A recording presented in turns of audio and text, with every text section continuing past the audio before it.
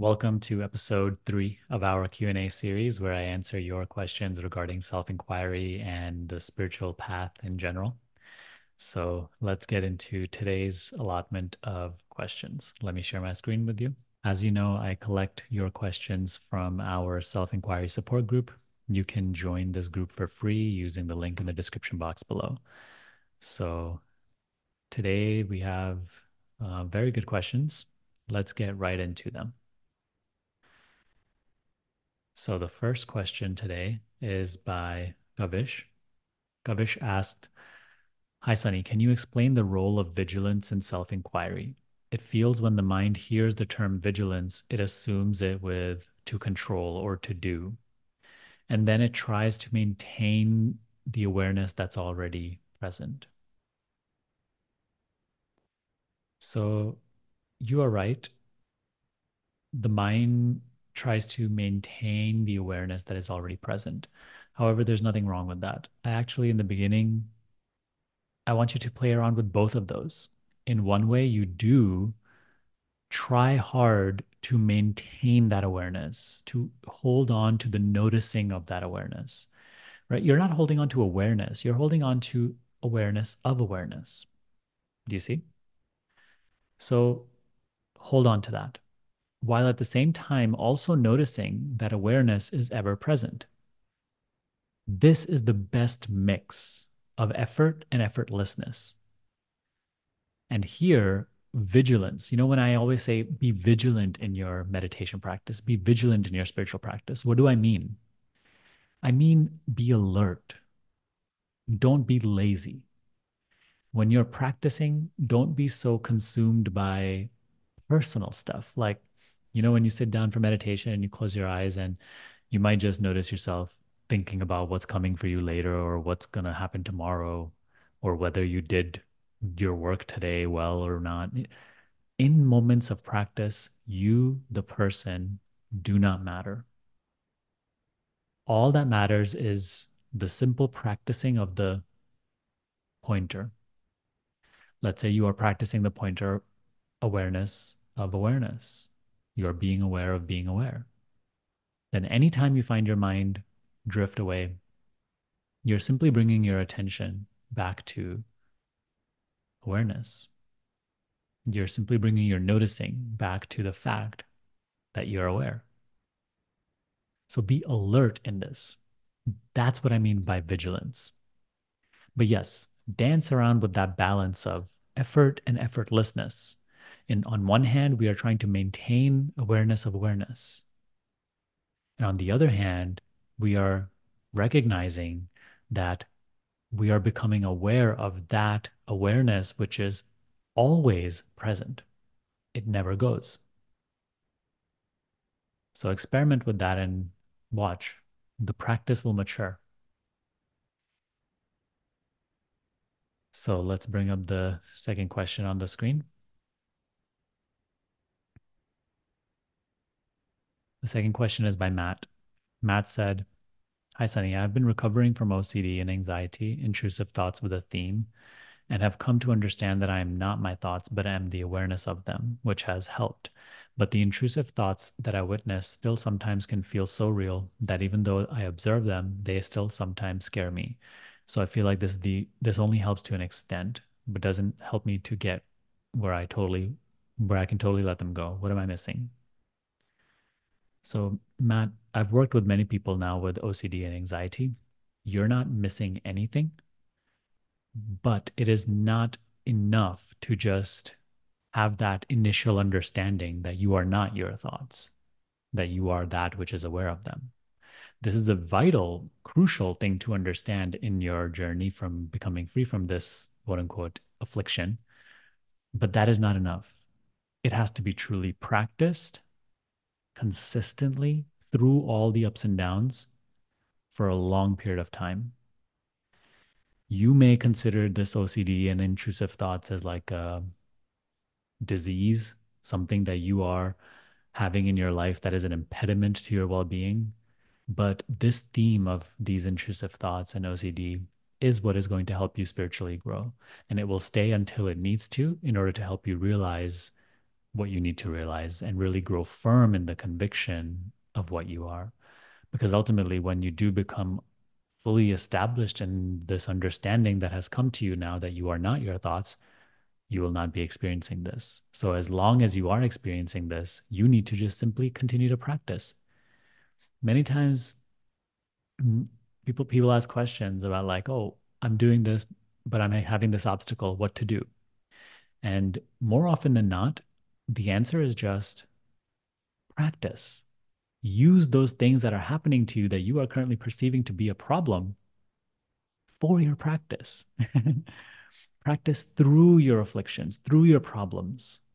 That's how you not only resolve the problem, but grow in the understanding, which is the very reason this experience is here.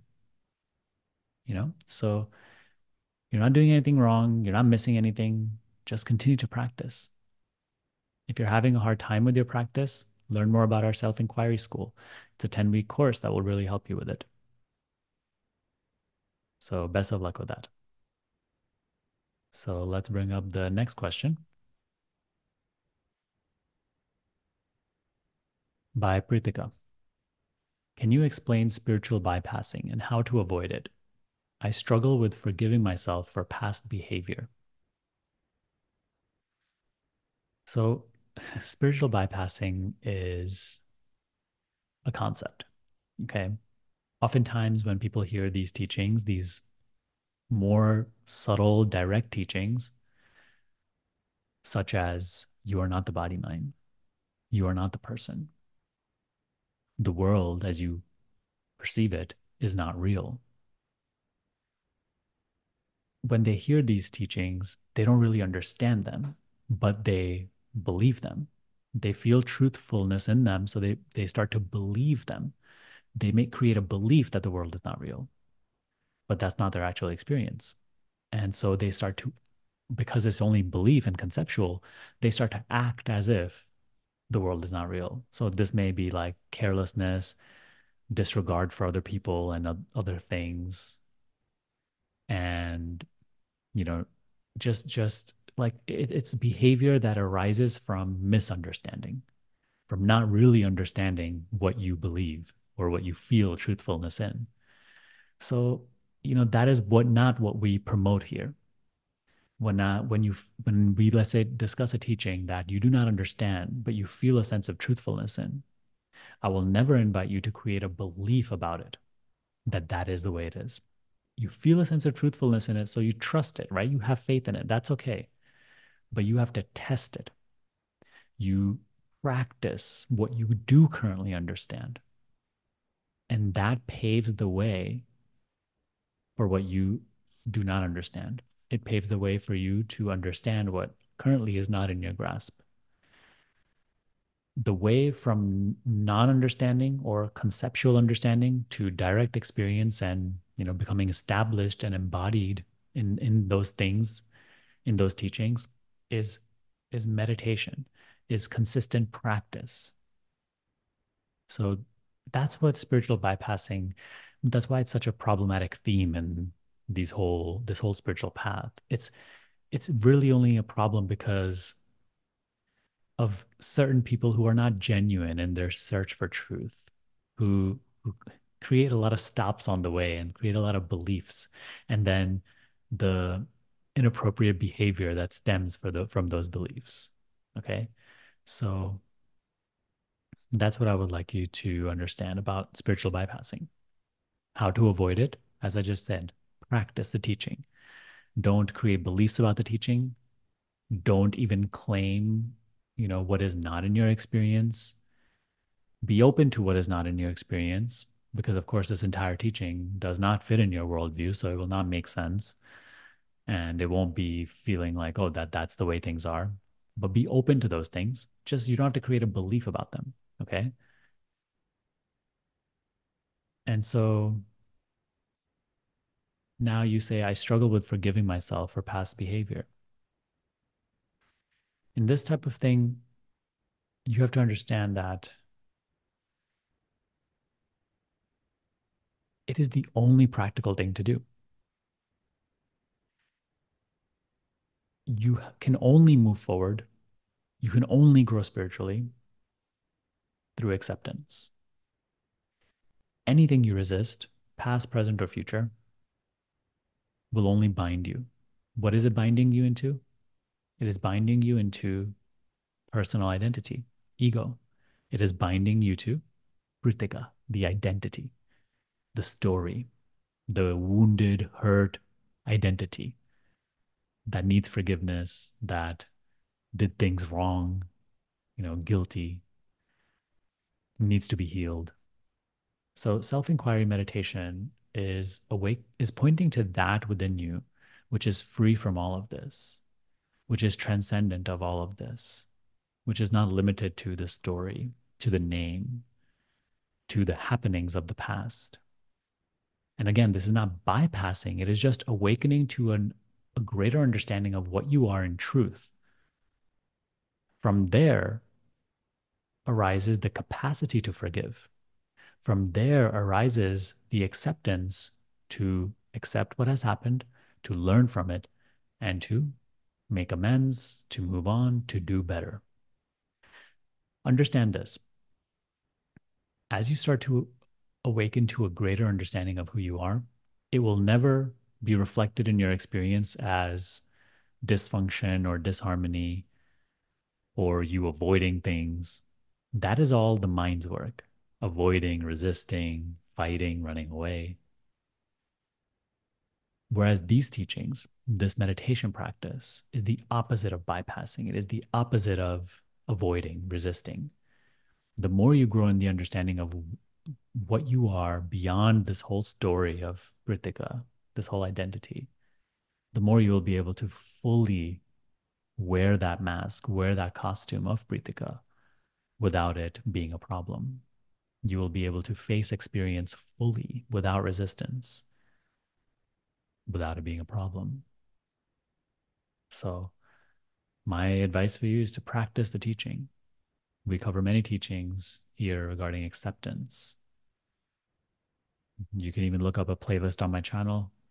Just you can search it up on YouTube or just go to my channel and then you'll see like acceptance and emotional mastery. It may be helpful for you. Okay, so the next question is by Julia. Julia said, when I ask who is dreaming all of this, the answer is nobody. Why does the dream appear? Is it awareness itself that is dreaming it to appear? These are useless questions, Julia, to be honest. Don't ask all these questions which are just purely mental, in their nature. It is just the mind who wants to find meaning and purpose. And notice that you only wonder these things as Julia. So Julia wishes to understand things from that point of view, which is itself limited, right? So understand Julia cannot understand on any of these things, which is why in self-inquiry, the only important question is, who am I? Or as what am I aware? The answer that arises in the mind cannot help you. That is not what this question is doing. The question is pointing to that which is prior to the arising of the mind. So even to the question, who am I, when an answer arises, oh, I am awareness or I am this, who are you prior to that arising of that thought? What is that which sees this thought arise? You see? You see the thought arise and disappear. What is that? So it's like a pointing of your noticing, a pointing of your attention to that from where you see all experience arise and subside. That is the only useful inquiry. If you go on, if you go off into these other inquiries, like, oh, what is dreaming all of this? Why does a dream appear? These are all going to only lead to further conceptual inquiries. These are distractions. So I do not mean to undermine your question. I only mean to, with my best intention, to guide you back to the essential inquiry, which is, who am I? What is it that is aware of experience? That's a fact. I am aware of experience. Okay. Or in other words, you can say, there's awareness of experience. That's a fact. Whatever experience is and what it will be and what it was and the meaning of it and the purpose of it, all of that is mind. All of that is mental. It is all conceptual. All of that can be debated. The only thing that cannot be debated, that cannot be doubted, is the fact there's awareness of experience. So the question, who am I? Or the question, what is aware of experience, is not at all leading you to another mental pursuit. It is pointing you back to the very fact of being aware. It points you back to simply being that which you are without holding any idea about yourself. It points you back to your true being, free from all stories and purpose and meaning and nonsense, all that stuff. This is why it's useful. It doesn't help you understand things from the limited perspective of Julia. Julia is the limitation that you have to let go of. That is the way to clarity. I hope that makes sense. So next question is by Grigor. Grigor, you said, my question is it really possible to be aware and watch thoughts from awareness for as long as it develops? For me, it's either one. Like they cannot exist simultaneously. I'm either aware or in the mind state. Please elaborate.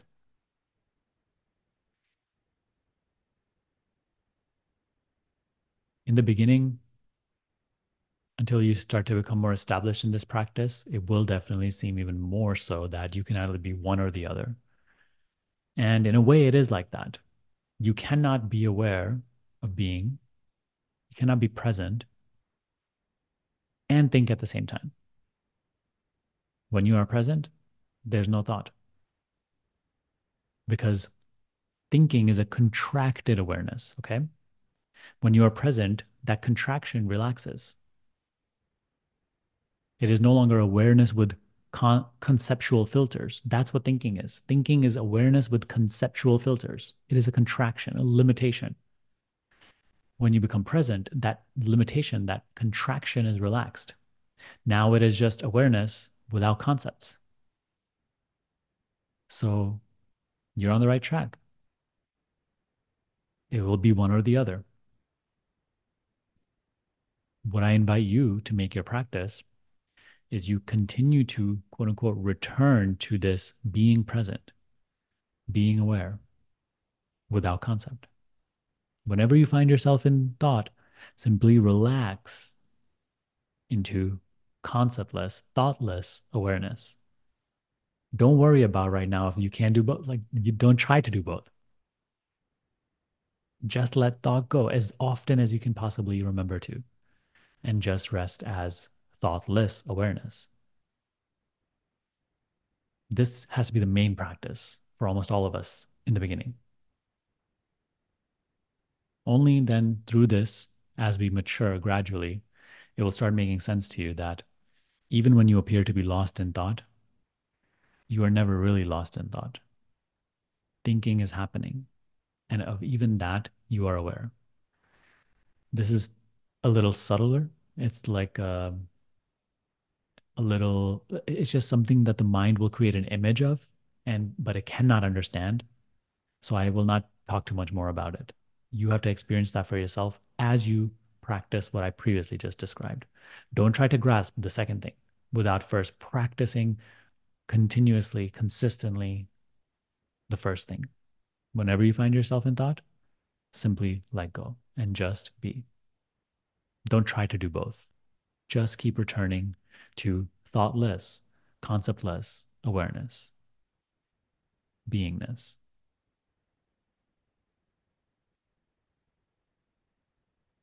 Rest without concept, without description. That is your main practice.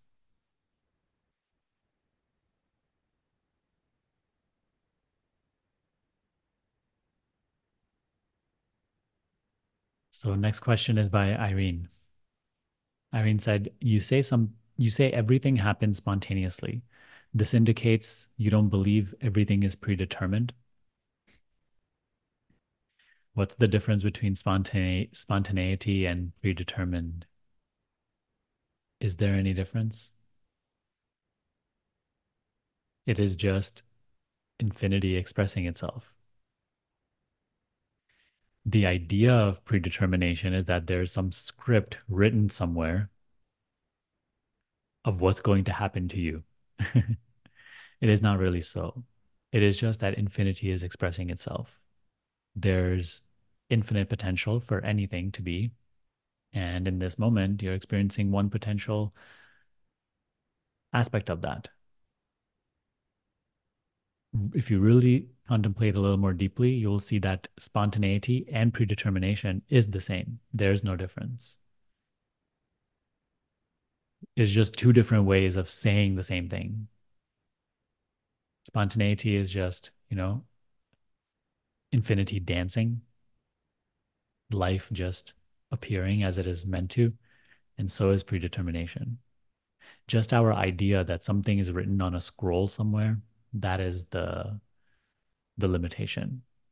And I know like through astrology and all these other systems of like there's like people who can predict certain things and create certain predictions. All they are doing is also tapping into that the understanding of the unraveling of this. It again, like it is still the same thing. Spontaneity and predetermination, same thing. All is God's will. I hope that makes sense. So, Doris, you said, Sunny, what is perception? Would you say our outcome in life is determined by the lens we look through?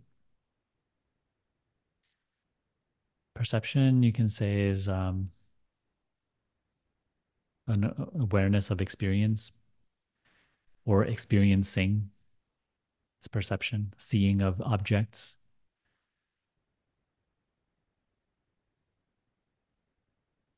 And perception can also mean the lens through which you see. So perception is, it's like it can become subtle and pure, or it can be um, dense and filtered.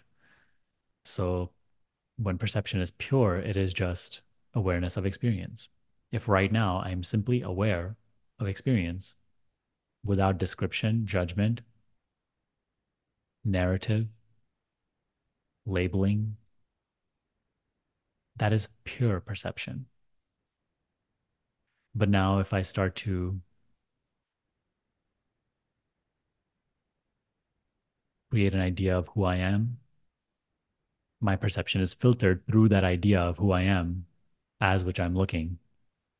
Then I create an idea about what I'm looking at. I start labeling, I start breaking things down into definitions. Those are further filters. So you see, now my perception is becoming more and more filtered, limited. So meditation is about subtlifying your perception, learning to drop all these lenses of perception. So you say, would you say our outcome in life is determined by which lens we look through? From the personal perspective, it will feel like that. It will seem that the lens you look at life through determines what you see. And that is true in one way. But from a higher sense, even the lens through which you look at life is also not your doing. You are not a chooser of lenses. The lens through which you are looking at life is also equally part of the experience that is happening. This is gradually unfolded to you, unraveled to you. This gradually comes into our understanding as we mature in our practice of meditation. So, this just brings to our noticing that you cannot control. There is no you that can control. It would be different. It would be a whole different thing if you couldn't control, but you still are somebody who wants control. But there is no somebody. Therefore, there's no notion of control. It's just experience happening, appearing. I hope that makes sense.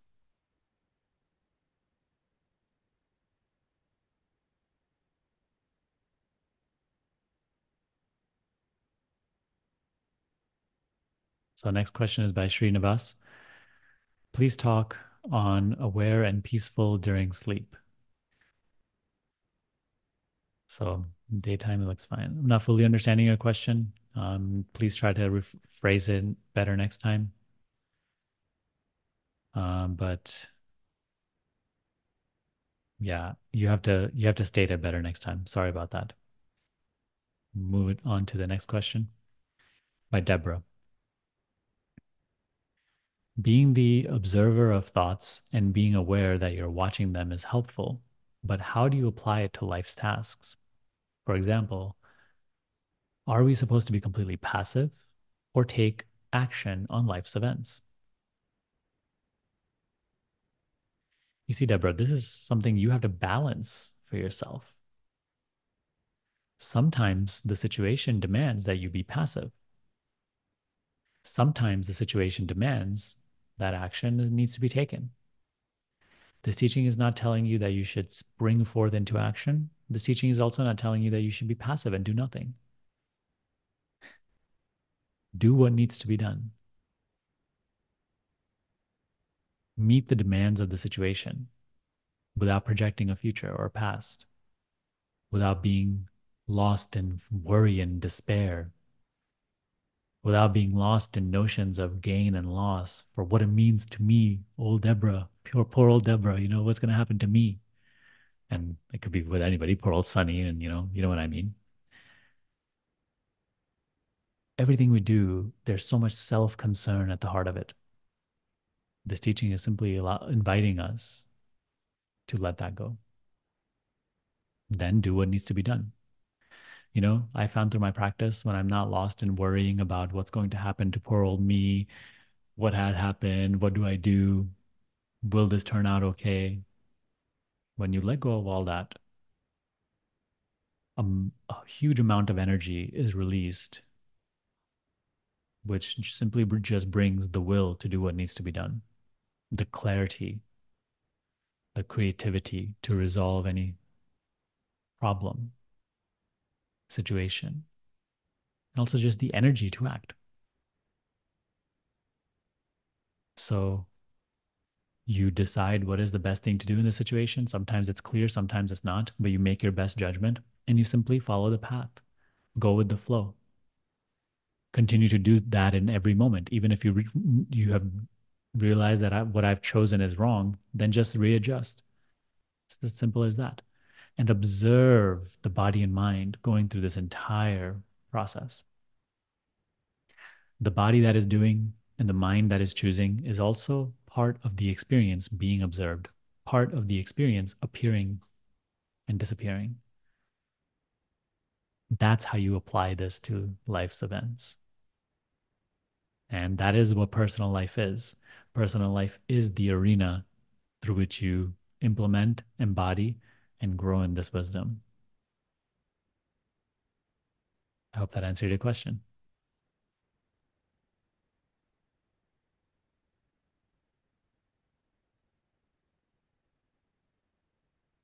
Our next question comes from Kelli. Kelli said, what is the purpose of our experience if there is no free will or choice and everything is going to happen anyway? Once again, as I just spoke on Doris's question, it's not that there's no free will or choice and then there is still a Kelli left that wants free will and choice.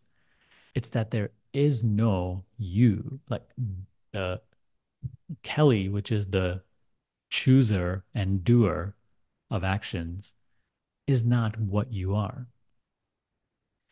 Kelli is a process that is appearing to happen. Okay. Just like when you go watch a movie, there's nobody there. The main character is part of the movie that is appearing. And from the perspective of the movie character, yes, he or she has free choice and will, and he or she exercises it. But what he or she decides and does is all part of the movie script. You see? So once again, as I said to Doris, I'm not saying that there's a script for you somewhere hidden in the cosmos. It is just life dancing. Let it dance. And that's the purpose of life. That's how the self experiences itself. That's how infinite potential manifests through limited possibilities or limited expressions of infinite possibilities. That's what life is.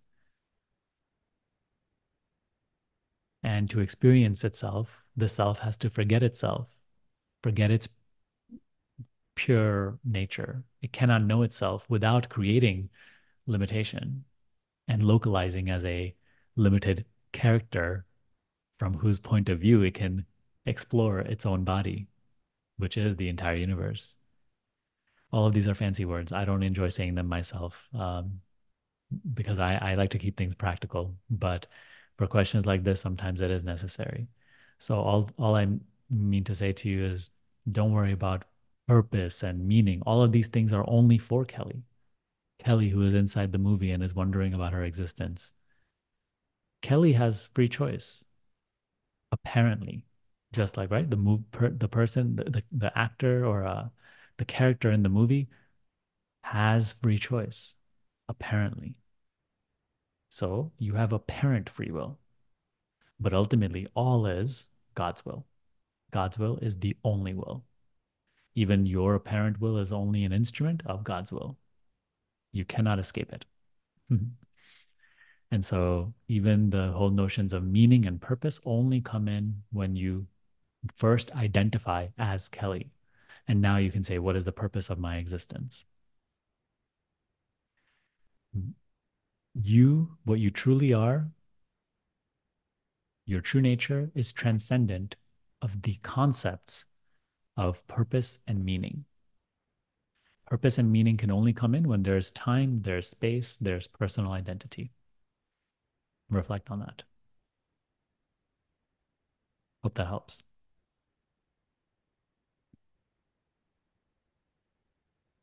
Hope you're enjoying today's Q&A so far.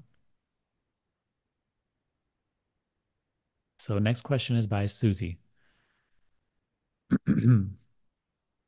Susie, you said, "Hi, Sunny. As different, would you identify as different creative ideas, inspirations that sometimes come to mind? Do they originate from the same place and are therefore still regarded as thoughts? And is the aim to go to no thought as much as possible, regardless?"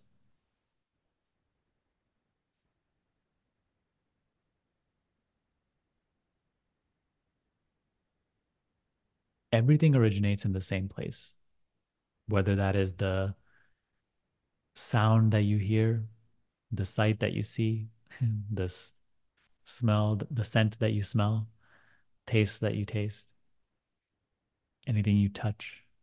All these sense perceptions appear out of the same source, similar to all thoughts which arise, all feelings which come, sensations. All experience has its source. I mean, its beingness in the same source, its root in the same source. So your day-to-day practice, yes, it is to let go of thinkingness and rest as thoughtless awareness. But it's funny, right? Because the more you do this, the more you find that as you go on with your day, creative ideas, solutions, inspirations come. I'm not saying that these are like bad or that you cannot engage in them. Enjoy those also. But that's really short-lived, that it doesn't require that much engagement and dwelling. Notice how like an inspiration can so quickly turn into like an inspiration comes or through a form of an idea or like a creative idea. And so quickly when you dwell in it, it can turn into projection of the future, past, worry, and so on. So simply don't step into that psychological chatter, which starts to project all these worries and fears and what it means so much for you and what you have to gain and all that stuff. Let inspiration come, let ideas come, let them flow, act on them, sometimes engage in them. That's fine. Have fun in those thoughts as well. But for the most part, when that isn't happening, and that's not always happening. So for the most part, your thinking is just purely psychological about Susie and her life, about her future and her past. This is something you can start to relax away from. These are the thoughts to completely let go. Anytime you remember, that is your practice. You relax away from this thought activity and you return to the awareness of them. Be aware of being aware. Silent clarity, silent awareness, just a presence,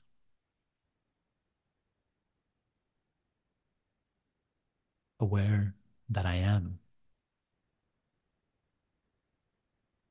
wordless.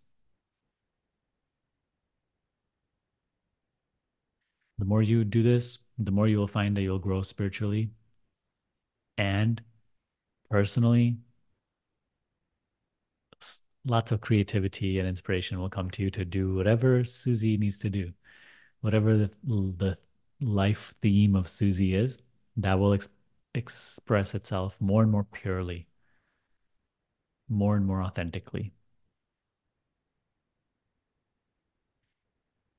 So yeah, juggle between the two, balance them.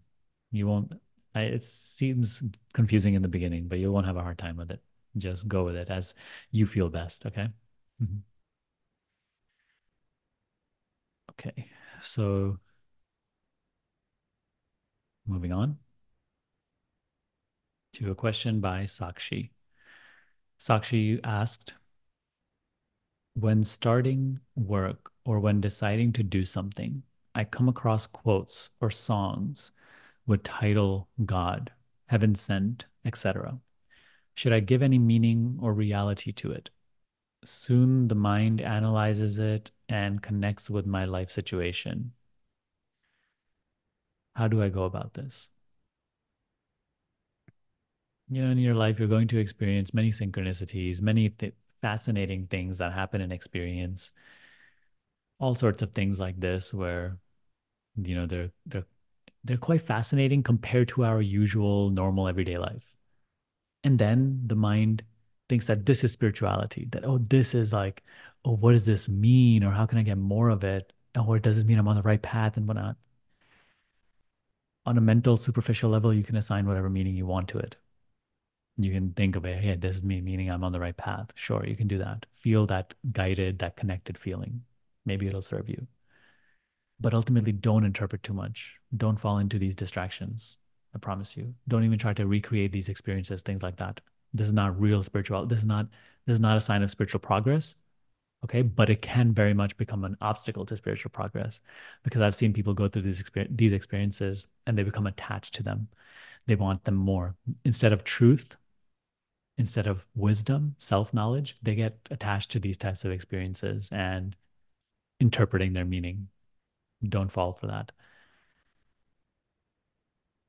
So yes, that would be my advice. Don't give too much to these experiences. If you must, just feel like, hey, I'm on the right path or whatever. But other than that, just keep returning to your practice. And that's the way to go about it.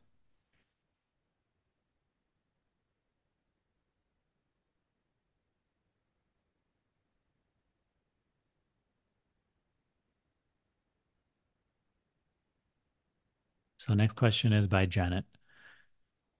Janet said, as I, the awareness, when my human goes through an emotion, am I, the awareness, supposed to lean in and feel those emotions? Is that part of the observing slash awareness? Well, one thing I will say, Janet, I know maybe you probably just did it for the this question's purpose, but definitely in day-to-day regular language, try not to speak like this. As I, the awareness, and my human, just speak freely. Speak as Janet. Language is designed to be used like that from a perspective talking about something, so language is designed to be taught used as like Sunny talking about his life. So, sometimes when we get into spiritual teachings, we start talking like this and it just becomes very confusing and it feels unnatural. I'm not saying that you're doing that here. I'm just saying that, like, for others, sometimes I have seen this a lot where people really start talking like this in day-to-day life. And it becomes silly. But I understand that you're just trying to convey the essence of your question. So what I will say is that, look, when you say the human goes through an emotion, the human doesn't go through an emotion, okay? The human itself is part of the experience that is appearing, just like the emotion. The person is like a sum of all of its parts. The person is not one thing in experience. The person is a culmination of sense perceptions, sensations, feelings, thoughts. Put those together, there's the person. So the person doesn't go through emotion.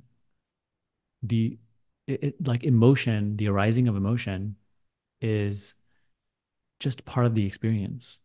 And because we identify with it, right, that is what comprises of the person also. We identify with our sensory input. We identify with the sensations we feel as the body. We identify with feelings and thoughts. So then it becomes the person. Then it gives rise to the perception that I, the person, am going through an emotion. Whereas see experience in a simple way. All of what you know is arising in your seeing right now. You are not anything that you see. You are that which sees. You are not anything you are aware of. You are that which is aware. And the current emotion or the current experience includes the emotion that is also arising. Emotion is like almost like the weather of experience. Isn't that so? It We can really see emotion in that way. All these feelings, they're like the weather of the entire experience. And notice how often the weather changes. So let me ask you this, Janet, and everybody else. When it's raining outside, do you go and fight the rain? Do you start crying because it's raining? Do you call the police department to tell them to make it stop raining? Do you run away from the rain? Of course, like, you're sheltered from the rain and it can't hurt you or get you wet. Actually, similar to the emotion, what you are, the emotion cannot affect you. You are sheltered from it. There's nothing that needs to be done about it. Just let it be. Be aware of it. Simply observe it. Feel it. That's what a feeling is there for, right? Just to feel. So we just feel it. It's that simple. Once you start to see emotions like this, they cease being so troublesome. You know why they become troublesome? Because they influence certain narratives in the mind. They influence your thinking in accordance with the nature of the emotion. For example, sad emotion invokes sad thoughts, and that thinking imprisons us. We start to think as the person I am about me and my life. That's why the emotions are problematic. But once you start to experience emotions in the way that I just described them, just as the scenery of experience right now, the weather of experience, let this weather also come and go. It is not a conflict for you. Even the resistance to the emotion is also just more of the little bit of a storm, which is also not a conflict for you. You are simply aware of it. In that way, emotions come and go, and they don't pull you into those. They don't influence your thinking so strongly anymore.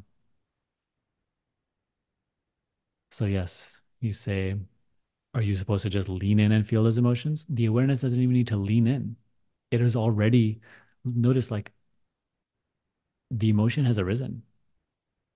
Awareness is the space which is the pure allowance of that emotion. Just like right now in this room, the space is just a pure allowance of all the objects in this room. Just like that.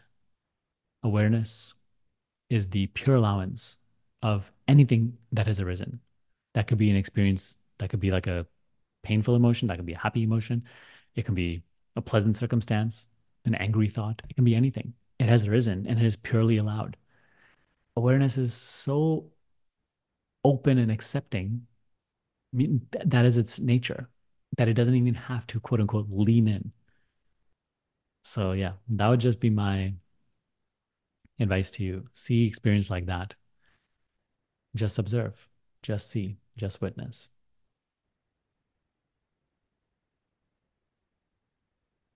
So, next question is by Holly. Holly said, if something terrible has occurred and it is in the past, I can let go of it. But if the situation is continuous and ongoing for many years with no seeming justice, my mind tells me this conflicts with the idea that life is unfolding under God's guidance and I am always being taken care of. Any advice is appreciated. You see, this is just a silly mental doubt or claim that we make when we're not getting our way. Why do you always have to get your way in order for the fact that everything is unfolding as it should to be true? Reflect on that. You will not be taken care of in the way you want to be taken care of. You will not be taken care of in alignment with your idea of how you should be taken care of or what that means. In any given moment, you are being given what you need in order to grow spiritually, not for your personal benefit, not for your personal justice, for your spiritual growth.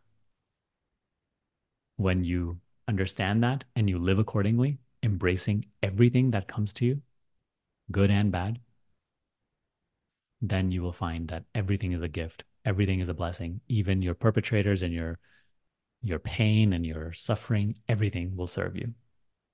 Do you see how just a little spin on things helps you become so much more free and open? So I invite you to reflect on that. Next question is by Nagashree. I can understand to some extent that I'm the witness consciousness, but not able to realize it fully. How to dwell on it in every moment of my life. Practice. All that needs to be done is practice. Don't hold the concept that I'm the witness consciousness. Be the witness here and now. Discern between the awareness, the witnessing awareness, and what is witnessed. Right now, we are identified with objects of experience. So that's what self inquiry is. It's learning to discern, to separate the observer and the observed, the seer and the seen. It is only later that you start to understand and grasp how even the observed is one and same in essence as the observer. But in the beginning, you have to separate the two. You have to observe, you have to separate the seer and the seen. Because right now we are taking ourselves to be thoughts, feelings, sensations. We are identified with so many concepts. So there's no secret to this. How to dwell on it in every moment of life. You have to try. You have to be devoted to this practice more than you are devoted to thoughts.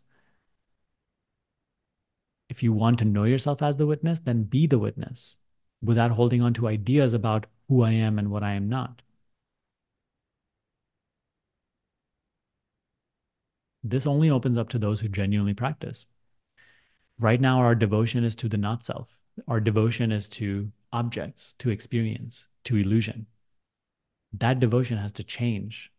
It has to be replaced with devotion to that which is aware, to the self that is aware. And then naturally, understanding comes.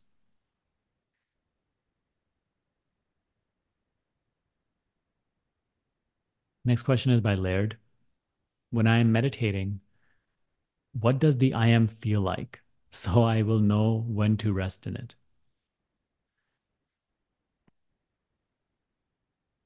I am is just your sense of being. Here and now, you are. Are you not?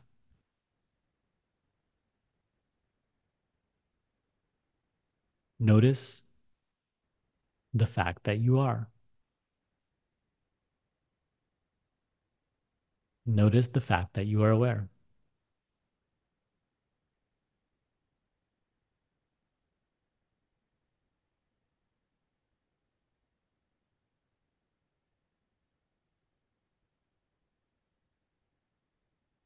It is not any feeling, it is not any sensation. Any sensation or feeling I am aware of. I already am prior to the arising of a feeling or a sensation. So don't look outside of yourself, away from yourself, for yourself. Simply be and notice that you are. It is an awareness of awareness. I am equals awareness of being.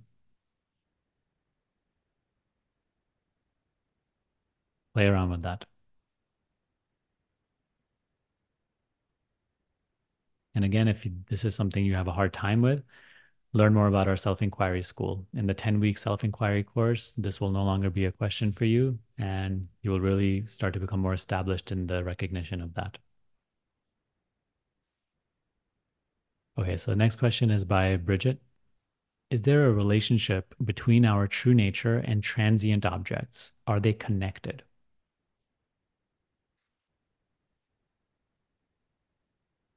Take once again the example of the space of this room and the objects of this room. The space of this room, you cannot really say it's over here or over there. It is simply everywhere. Anywhere you point, the space of this room is there. You can only point specifically to objects. Now, the space of this room, it doesn't have any notion of relating with any object that is inside of it. It is just the pure allowance of whatever object is here. So it is the pure allowance of this table. I could put a really nice fancy table next to it. It doesn't have the capacity to like or dislike. It is simply the pure allowance of whatever is inside of it. So in that way, no, it doesn't relate to any object. It is beyond like, dislike, good, bad, right, wrong, up, down. It is beyond all of these dualities. It is simply pure allowance. Now, you said, are they connected? In one way, you can say, no, they are totally not connected. Just like any of the objects in this room are not connected to the space. They do not harm the space, they do not change or affect the space in any way. But in another way, you can say they are connected because all transient objects, all experiences, they owe their apparent reality to awareness. They have no existence outside of awareness. They are made up of nothing other than awareness. Just like everything on the earth is made up of nothing other than the earth. Of course, in appearance, this is wood, this is plastic, this is metal, this is this is that, this is this. So many infinite different textures and shapes and sizes and materials and this and that, but they are all made of earth. Just like that, experiences so vivid and diverse in forms and shapes and colors and sizes and sound, all these different things. They are one in essence as that which is aware. Isn't that beautiful? So that is where we start to really find a great freedom in this. We are breaking away from limited personal identity, which is just like an object identity, and we are becoming more grounded in our true identity, which is universal, essential, which is not limited to one object. Of course, the person still the sensing feeling mechanism through which you explored all this diversity. So it is the reference point, similar to when you play a video game and you're playing it, you can only play the video game and experience the video game world from the perspective of the video game character, but that is not identity. That is just a perspective, a point of view. Just like that, the person is a point of view. It is not the self. Hope that helped.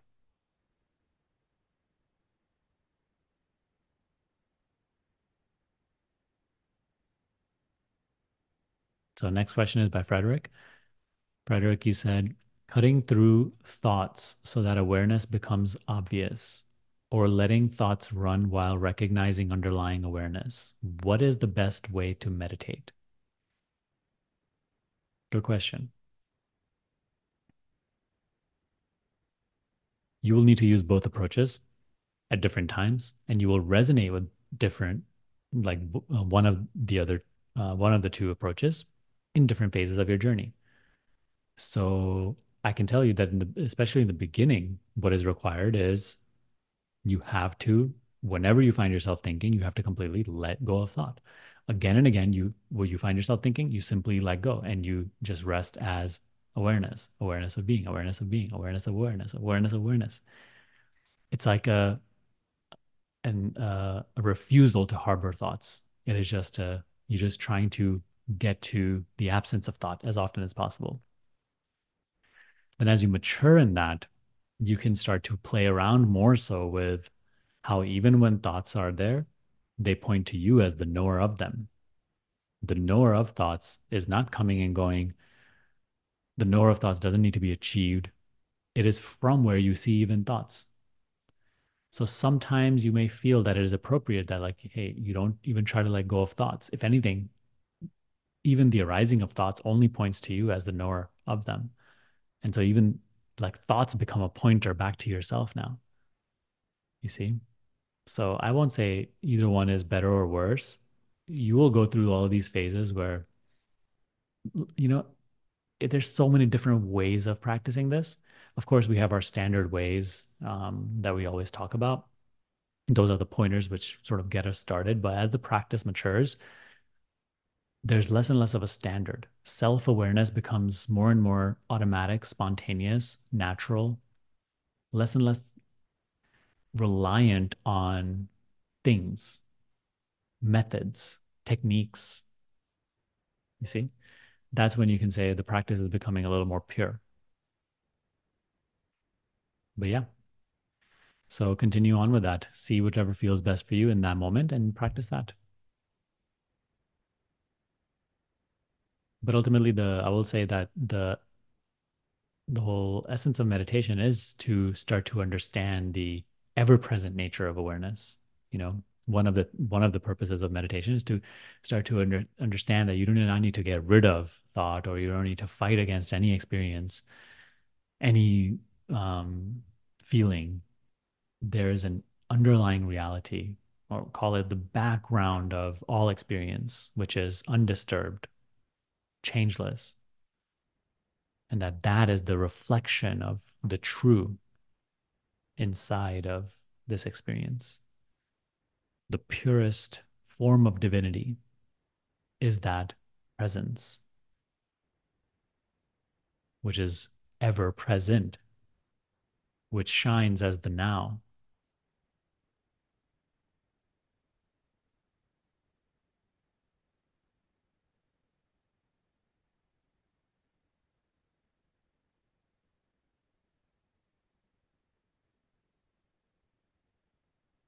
So the next question is by Joe. Joe, you said, "Hi, Sunny. How did day-to-day life change for you after identification with the mind stopped?"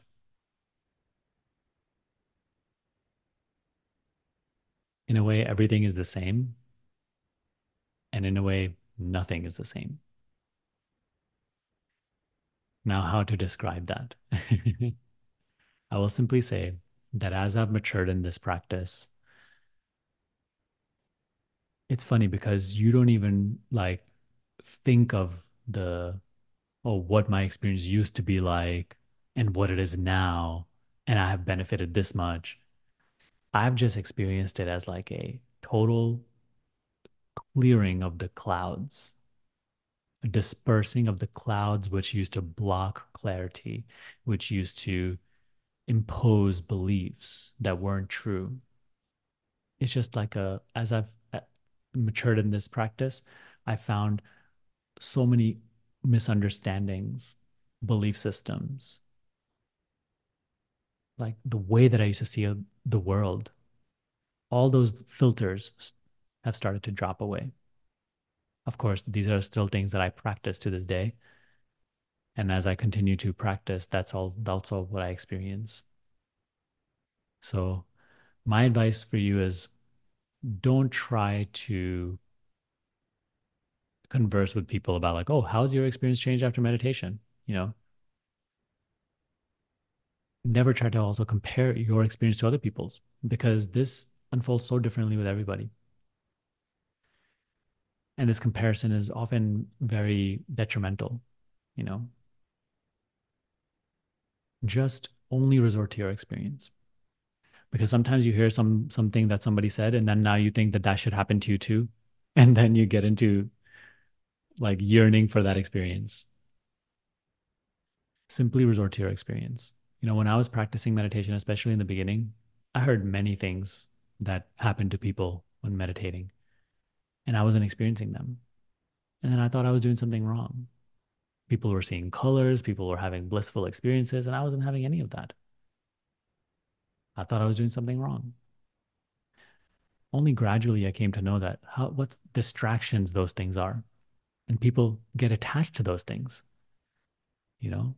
And then I found out that like comparing your experience to others is just silliness. So then I stopped wondering, hey, what is this person's experience like? Or what is this teacher's experience like? I took their instruction and then I simply just tried my best to practice in my own day-to-day life. And I let my experience unfold whatever needs to be unfolded. That would be my advice to you as well. So all I can say is, in a way, nothing is the same, but in a way, there's an ordinariness to it. Of course, personally, you will go through many changes. Your character will evolve and reflect the changes in your understanding. As your understanding becomes subtler and more aligned with the truth of things, this will naturally create behavioral changes in things you like, dislike, in things you, in the way you think, feel, and act. But as you mature in this practice, you'll find that those aren't even the things worth being so obsessed with. As I've matured in this practice, the only thing that seems of value is truth, self-knowledge. No change in experience can at all be deemed of any value. Of course, you experience everything, the good and the bad. And that is the beauty of it. Now you're able to experience more and more without clinging and resisting and suffering. But experience is seen as it is, in appearance, not the truth, not reality.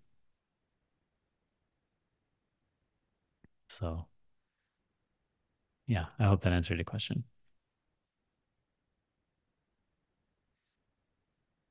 So, next question is by Ashmit. Sunny, there are some intrusive thoughts. Why does my mind want to indulge with them, although it never gets to conclusion? These thoughts will continue to come, okay? Don't struggle against them. Don't battle against them. Simply practice. As I said many times in today's session, all thoughts which arise point to you as the knower of them. This is your work. Forget about what the thoughts are saying. At least in the moments of practice, don't care. Don't be so interested. Be interested only in the very fact that you are aware, the fact that you are. Wordlessly dwell in this fact. Wordlessly notice your beingness, your presence. Be with yourself. If thoughts keep coming, that's okay, but you have to let them go. Don't expect these things to subside without practice. Don't think that they have to subside so you can practice. You have to practice despite their arising. That is the way, my friend.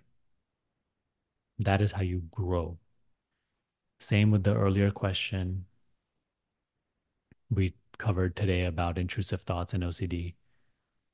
That's not an obstacle to your practice. That is your path through which you must practice these things. Okay. So the next question we have is by Ruthann. Ruthann said, when past wounds come up during meditation, is this our opportunity to heal them, heal these, feeling the emotions and letting go? Don't try to heal anything. Don't try to fix anything. Whatever arises in meditation, your job is to let go of the narrative, the story of what has come up and what needs to be healed and what this means for you to, simply take your attention away from thoughts. And yes, you can anchor them in you can anchor the attention in your body sensation or the emotions which are arising. Feel the emotions, observe the emotion. Notice that that which is aware, is not resisting emotion. You are simply aware of emotion. It is not hurting you in any way. Wordlessly, thoughtlessly observe. That is the real healing. That is the real letting go. Don't try to let go of the emotion. The real letting go is the letting go of resistance to the emotion. And that happens naturally through observing the emotion judgmentlessly, storylessly. That is the real healing. Why is it healing? Because it dissolves identification with the emotion and the narrative of being a wounded so and so. It helps you grow in the understanding of your true nature beyond personal identity. That is the true healing.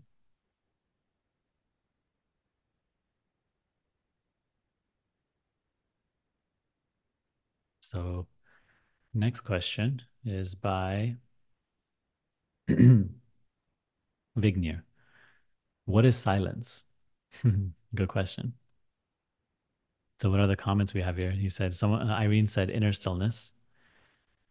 Kavish said, the natural, effortless, ever present seeing, observing without any motives, the natural seeing that doesn't need to be maintained. Silence can have many definitions. A simple one that I will give to you that will help you in your practice is absence of concepts.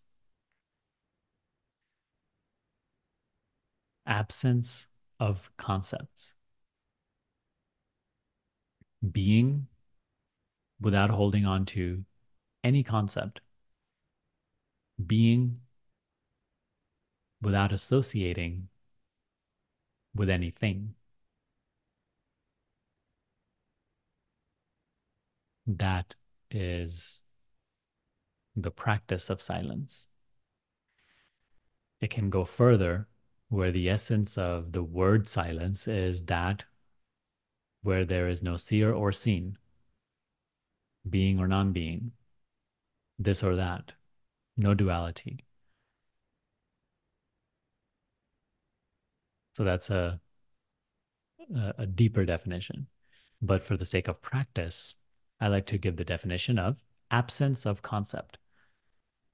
That's what meditation is.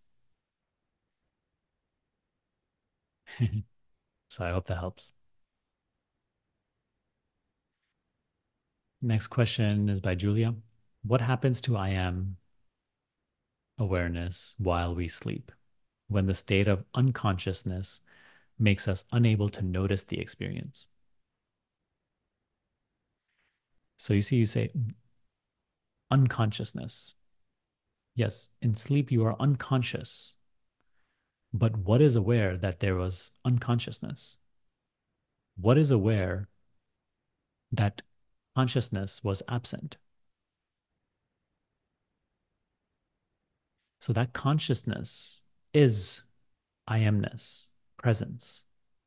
It is absent in sleep, but that whose presence it was, that whose presence or consciousness brings this whole experience to life, that is still aware. Now, this is subtle, but you have to play around with it and explore it over a period of time to really start to grasp it. Because that is the awareness which is not limited by like a seemingly individual subject and object. From the personal perspective, this sleep just feels like an absence, right? Sleep just feels like a total blank. But you see that blank, there was awareness of. That's why we know that there was a blank. That's why we know there was a period where there was no memory of anything. There's a period where there was no person or its world. So explore that. The whole presence and all of its objects are gone, but there's awareness of that absence. And you are aware. So that which is aware has nothing to do with Julia because Julia is only in the waking state. Julia comes and goes with the presence. But you, that whose presence it is, still remain even when presence is absent. That is the self. Call it whatever we like, but it is the that which is aware. Okay. So this is something that has to be experimented with and practiced. And your meditation practice will also take you there to that understanding.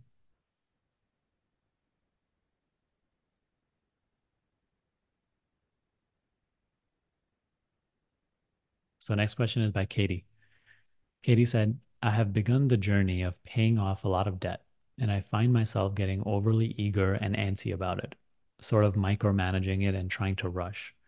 Is the best way to approach this just to observe the person's eagerness, have the proper habits in place to pay off the debt, and just let the rest go? Yeah, absolutely. I would recommend, you know, from a practical standpoint, just something like this, like a lot of debt, it will not go right away. It will not go through sudden bursts of, being good and paying it off. Create a system for yourself, like a lifestyle, which is, as you said, grounded in good habits that allow you to pay this off and simply take it day by day. It may seem like a long journey, but it's when the day comes where you have paid it off, it's almost like it happened so fast in a way. So just do that day by day. While you are going through this process, you'll go through many emotional ups and downs, many highs and lows. Through all those things, you practice the teaching. Don't keep projecting a future. Don't keep, you know, being lost in worry and past and anxieties. Stop worrying so much. You see, you're letting go of worrying and you're just doing what needs to be done. And the worry and the thoughts which do arise, use them for your practice. Once again, they point to you as the knower of them. Simply keep returning to yourself. In this, you will find that your personal situation will start taking care of itself, and spiritually, you will start to grow.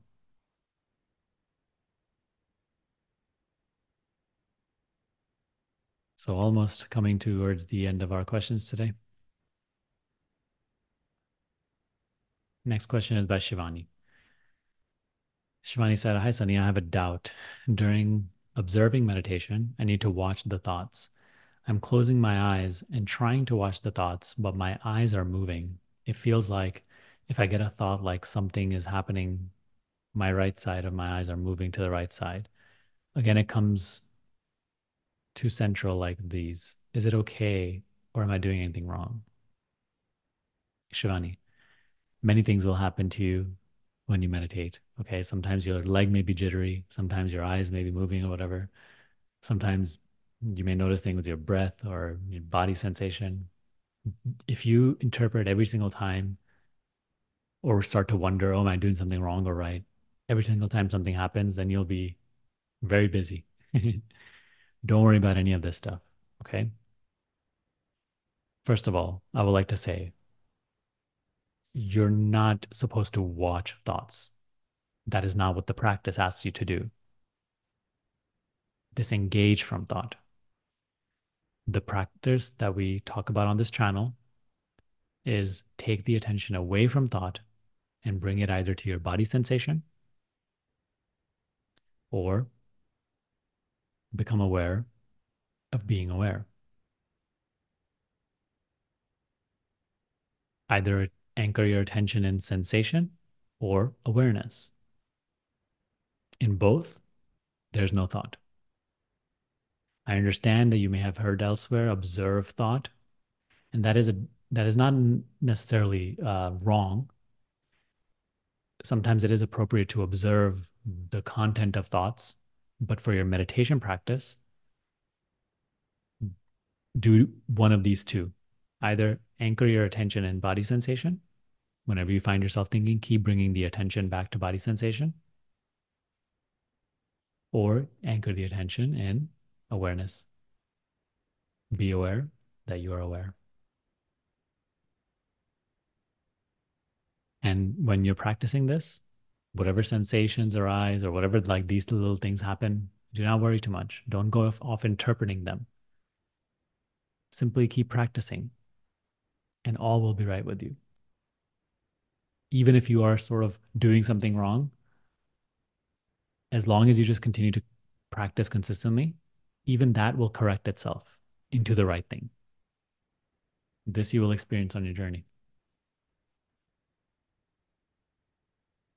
Okay, so next question is by Chappell. Will staying in the five senses without being distracted by thought all throughout the day lead to the liberating insight that self inquiry is pointing to? Is the point of self inquiry to be in the five senses without thought? Actually, what self inquiry is pointing to has nothing to do, it's not like focused in on the sense perceptions. The teaching of self inquiry is, or the pointing, it's pointing us to that which is aware of the entire arising of the experience of the five senses, along with the experience of the mind, right? Thoughts, emotion. So it is pointing to that which is transcendent of experience. I can see that from a personal perspective, we may project a future. Oh, this is what is going to lead to that. Oh, once I continue to practice and I become more established in practice, then I can be in the world without thought. And it's a fascinating idea. Let that idea go. Whatever you think it is not. Whatever you think will happen to you in the future when you practice this is not what will happen. Because your thought about it, your idea about it, can only come from a limited perspective of what right now we understand.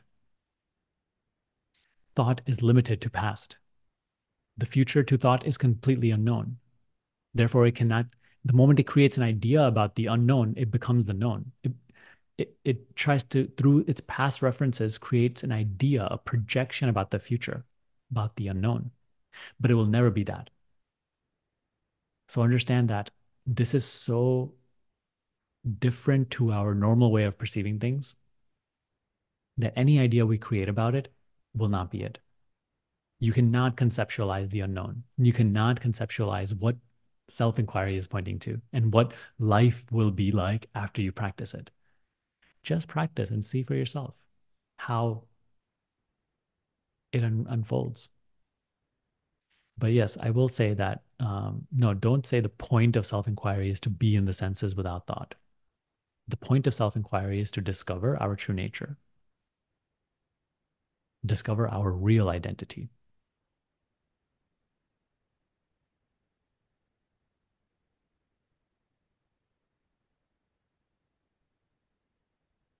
So, our last question today by Josie. Hi, Sunny. Learning to identify as the witness and observe thoughts, but still getting pulled into the habit of identifying as certain thoughts, usually negative and fearful.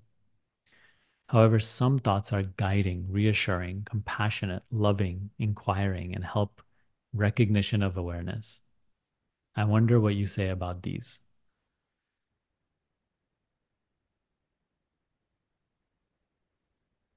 If you keep giving so much value and attention and feel so attached to the positive thoughts, then as you said, you will continue being identified with the negative, the fearful, the other side of the equation. The point of these practices is to let go of sourcing your sense of identity, your sense of safety, your sense of security, your sense of reality from thoughts and the ideas they project. A reassuring thought like, oh, everything is turning out for my well-being. It it maybe it gives you a false sense of safety. It makes me reassuring. Sometimes it's okay. Sometimes it's okay to affirm those things. But for the most part, let even that go. Don't attach yourself to positive thoughts. This is not about changing our negative thinking into positive thinking. This is about recognizing who I am prior to the arising of all thoughts. This is about recognizing what I am prior to the ideas that mind projects about who I am, about what life is. This is about going beyond concepts. Positive thoughts are also concepts and therefore useless in our inquiry. That's my advice to you. Be willing to become empty of all thoughts.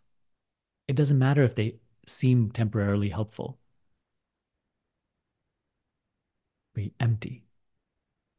In silence, you will find even greater security, an even greater connection, an even greater reassurance, love, peace, happiness than any thought can ever give you.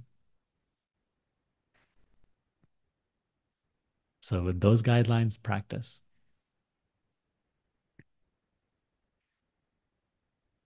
So, I will share.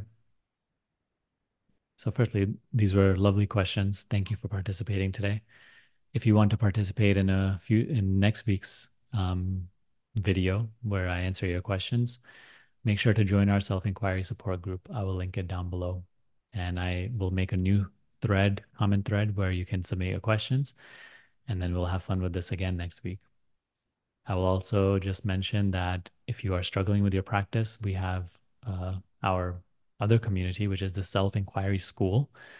It is, of course, a community group, but it has a 10-week self-inquiry course, which really helps you take your practice to a new level, helps you clarify things, dissolve mind identification, and really become established in the understanding of who you are and in self-awareness.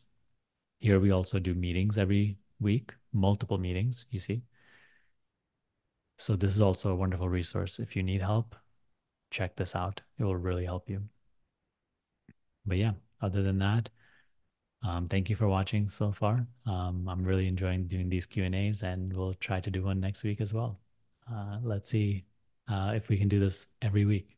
I hope you're enjoying it.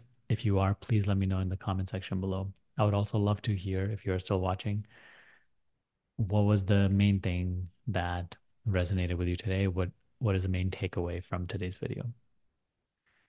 So thank you for watching. I'll see you next time. Have a good day.